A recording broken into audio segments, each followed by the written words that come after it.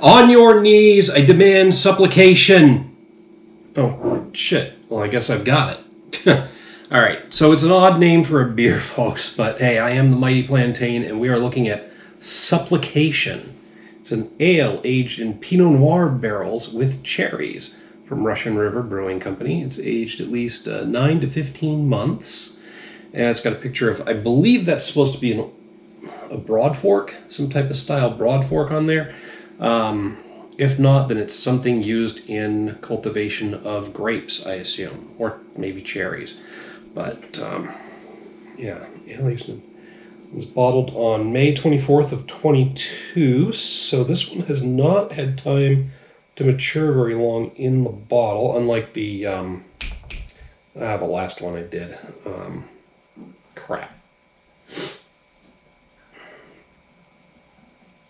I'm drawing a blank now. Anyway.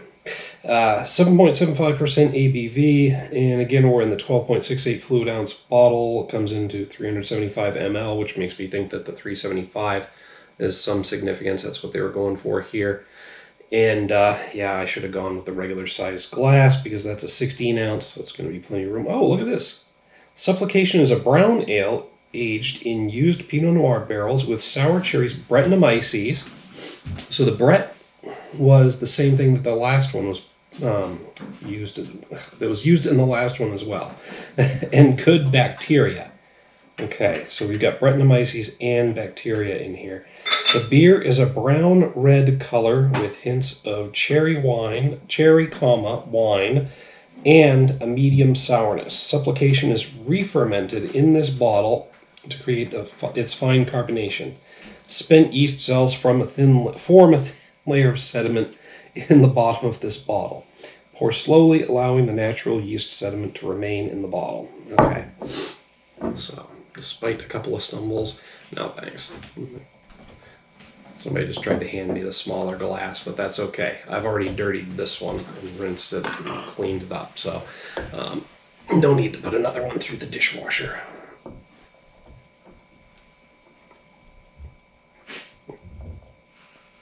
That cork came out a little harder than the last one, but we got it.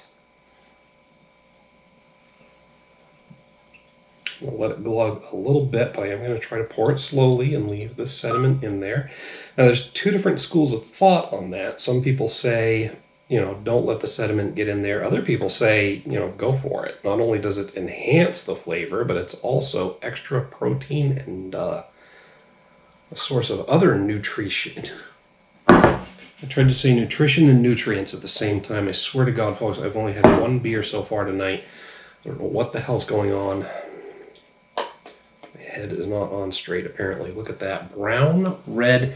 Now,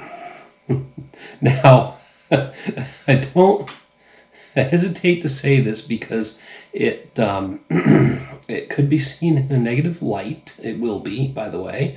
But what this reminds me of is exceptionally bloody pus from a rotten abscess. If you don't know what I'm talking about, then congratulations. You're lucky. You're lucky, yes. But I can practically smell this color, or this combination of colors, after having worked in a veterinary office for 6.5 years. I'm sorry. It's very cloudy.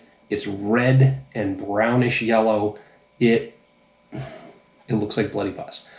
He's convincing himself not to drink it. No, I hope it doesn't taste like it. Not that I know what that would taste like, but that slow pour resulted in a very little effervescence here, so you're not going to see a good head on this beer, but that's okay because the yeast clot, yes, it is called a clot, as we're talking about pus, is in the bottom of the bottle. But it is a very interesting color, I guess. More normal people would refer to it as maybe a separated tomato soup. I don't know. A brown? Yes, it is definitely brown, but there are very distinctly yellow layers at the top and the bottom. So, oh, you can smell the cherries. Or a leaf? Maybe leafy brown. Normal people don't think of that kind of metaphor. Damn. You can definitely smell the cherries, and it has a bit of a winey aroma, like the Pinot. So, That's interesting. Because again, the last one I had did not have a lot of wine character. This one seems to be different. But definitely some cherry there.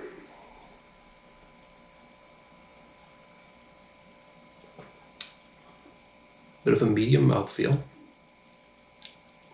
Ooh. Is very, very tart. Again, just like the last beer I did, the Brettanomyces must be similar strains to those used in certain Belgian beers, because I would think this was a sour, and that might have something to do with the cherries as well. But it does have a serious pucker factor on it, and there's distinct cherry flavor. Not much woody taste, or and again, I don't know if they char the wine barrels. I doubt they do. I think wine is intended to age just with the wood character itself. Pardon. I am maybe getting some hints of Pinot in there, so it's possibly picking up more flavor from the wine that was left over in the wood.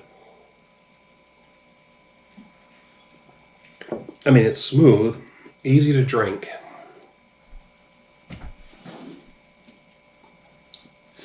It's not terribly complex though. It's sour and cherry, maybe a hint of Pinot, maybe a hint of a winey flavor.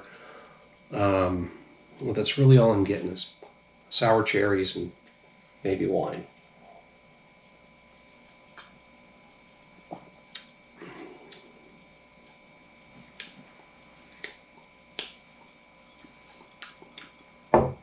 So yeah, there's something to be said about the secondary fermentation and the character that the Brett brings to it, and the fact that we've got a nice sour beer that's not distinctly labeled as a sour, because I don't know if that's what they were going for or not, but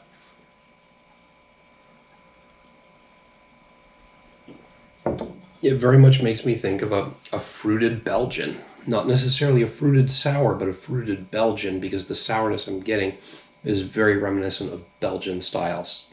Belgian. I guess Belgian and sour sometimes are interchangeable, but anyway, you don't always see a Belgian labeled as a sour, but you don't always see a sour labeled as a Belgian, because they are two different things. But you do sometimes see a Belgian sour, but most Belgians are sour. Anyway, that's beside the point. This particular beer is pretty good. I'm enjoying it. It's not as complex as the last barrel-aged beer I had from Russian River, so I'm gonna put this one down at a 3.5. I've got nothing bad to say about it. It's just less complex, and I'm not getting as many distinct flavors from it, or flavor characteristics. But it is good, and it's solid. Bear in mind, on a scale of 1 to 5, a 2.5 is average, so 3.5 is not too bad. It's distinctly above average. Anyway, that's just what I have to say about it. Hit me up down below in the comments or the email link. Love to hear what you have to say about this beer. While you're down there, don't forget to like and share the video. Make sure to subscribe to the channel. Until next time, thanks for tuning in. Cheers.